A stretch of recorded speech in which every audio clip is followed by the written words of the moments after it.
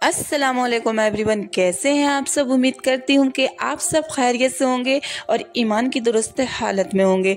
तो आज का वीडियो है माई रियल मेडिकल स्टोरी, यानी कि मेरी खुद के साथ जो हुआ है, मेरी रियल स्टोरी।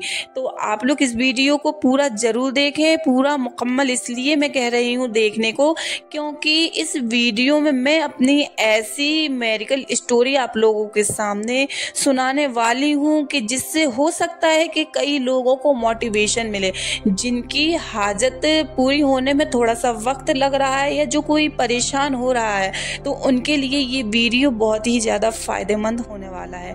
तो वीडियो को पूरा ज़रूर देखें, और जिस किसी ने भी मेरे चैनल को सब्सक्राइब नहीं किया है तो पहले मेरे चैनल को सब्सक्राइब कर लें।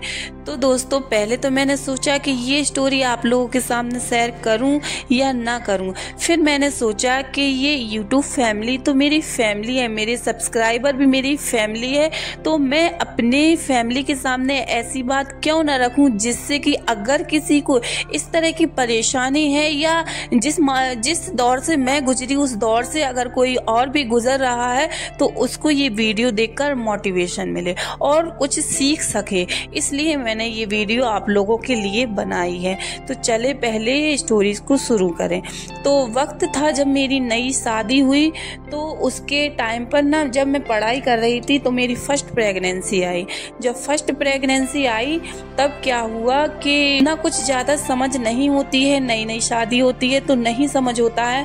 तो कॉलेज भी कंटिन्यू जाती थी, कहीं जाना है, और फिर हाल ही में शादी हुई थी तो घूमने भी, मतलब कि जिस तरह से सबका रूटीन चलता है न्यू मैरिज में, तो उसी तरह से मेरा भी चल रहा था। फिर 3 मंथ गुजरने के बाद क्या पता चलता है कि मेरा मिसकैरेज हो गया। ये क्या हो गया, क्योंकि इसके पहले हम लोगों ने चेकअप वगैरह करा लिए थे, सब नॉर्मल थे।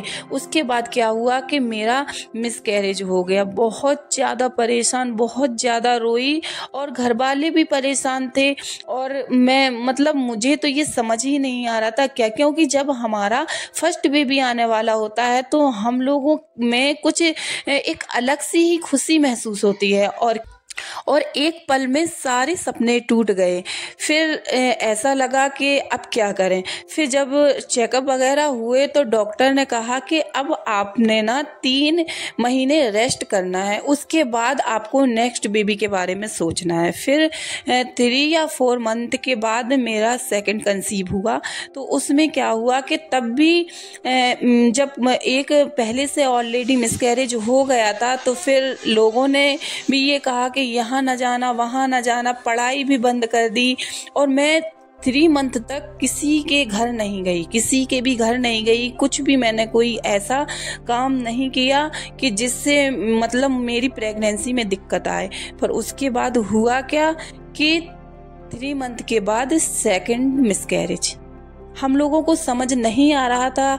बड़ी सिटी जो हमारे शहर के पास में है, हम लोग वहाँ गए, बड़े बड़े डॉक्टरों को दिखवाया, तो सबने यही कहा कि ये तो आपका हमल ज़ाया हो चुका है, अब आपको ना नेक्स्ट प्रेगनेंसी की, अब जैसे 1 मरतबा 2 मरतबा। तो फिर ये हम लोगों को ना बहुत ज़्यादा परेशान हुए, ट्रीटमेंट भी चलने लगा और लोगों के ताने भी।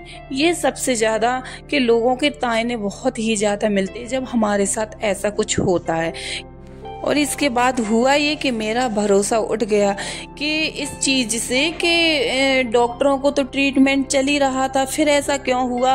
और मैंने जिसने भी जैसा कहा मैंने वैसा ही किया, यानी कि मैं घर से बाहर भी नहीं निकली। मेरा एक मिसकैरेज ऑलरेडी पहले हो चुका था ना, इसलिए मैंने हर एक चीज़ का ना ख्याल रखा। उसके बाद हुआ क्या, सेकंड मिसकैरेज हो गया। फिर उसके बाद मुझे लगा कि ये सब करने से, जब मैं कॉलेज जाती थी, सब घूमती फिरती थी, तो लोगों ने कहा कि हाँ यहाँ जाती हैं, वहाँ जाती हैं, पढ़ाई कर रही हैं, इसलिए इनका मिसकैरेज हो गया। पर सेकंड टाइम तो मैं 3 मंथ से घर से बाहर निकली भी नहीं। सिर्फ अगर गई तो सिर्फ डॉक्टर के चेकअप के यहाँ या डॉक्टर के यहाँ क्लिनिक में, बस इतना ही। इसके अलावा मैं कहीं भी, यहाँ तक कि मैं अपने मायके भी नहीं गई।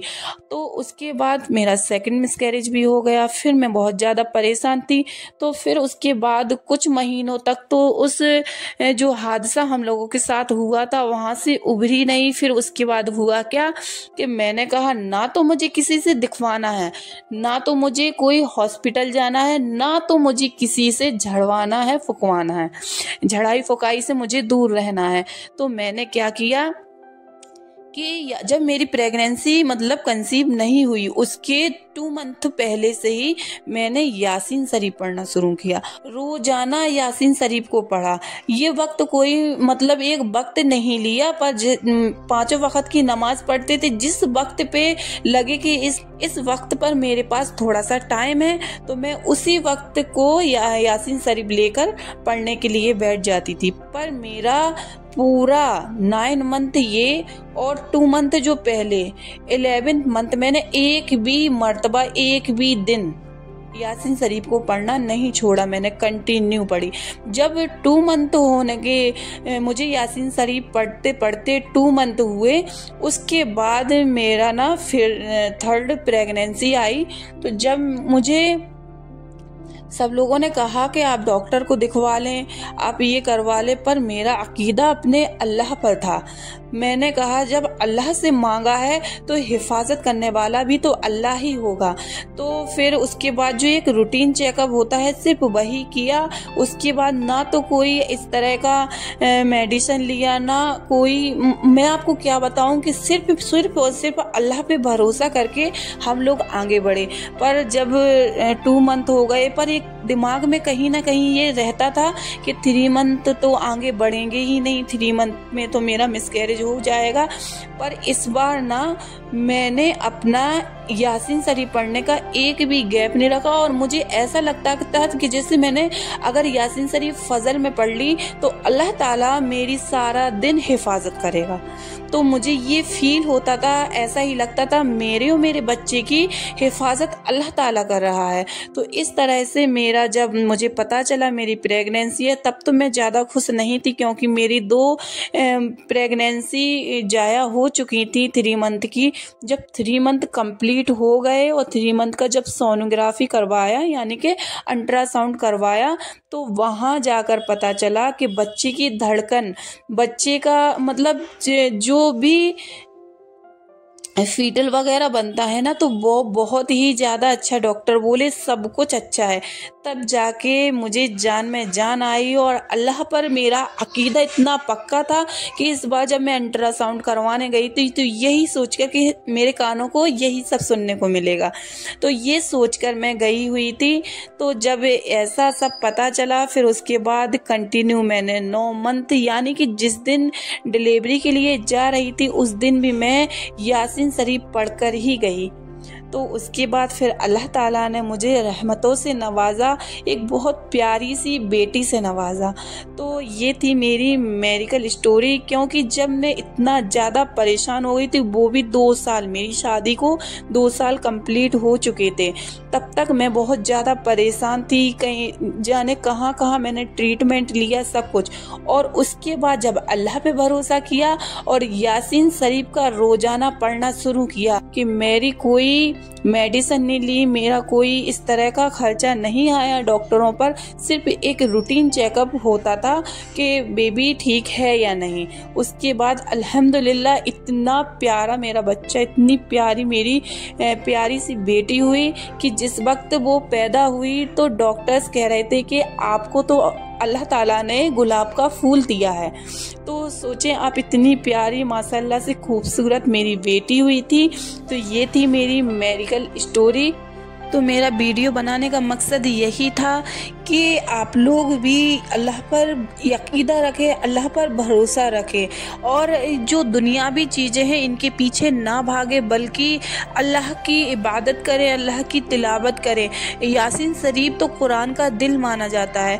तो ऐसे आपको कुरान में ऐसे ऐसे मसलों के हल मिलेंगे कि जिससे जो आप डॉक्टरों के पास से जाके आपकी चप्पल घिस गई हूँ, वो आपको शिफा वहाँ से ना मिले तो पर अगर आपने कुरान पर, अल्लाह पर भरोसा किया तो आपको वो चीज़, वो शिफा यहाँ कुरान से मिल जाएगी। तो आप लोगों को मैंने यही समझाने के लिए ये वीडियो बनाया था कि अगर आप भी इसी तरह से परेशान हैं, जिस तरह से 2 साल मैं कंटिन्यू परेशान रही और बहुत ज़्यादा परेशान रही कि ऐसे या तो प्रेगनेंसी आती ही नहीं, आने के बाद मिसकैरेज हो जाना, ये थोड़ा सा दिक्कत वाली बात हो जाती थी।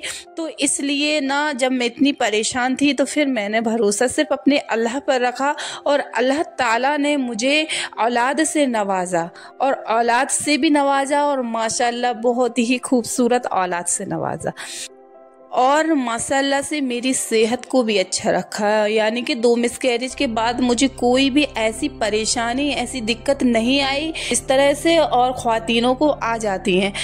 और अगर आपको ये स्टोरीज पसंद आई हो तो मेरे चैनल को लाइक, कमेंट और सब्सक्राइब ज़रूर कर दें। अब मिलते हैं नेक्स्ट वीडियो में, तब तक के लिए अल्लाह हाफिज़, शुक्रिया।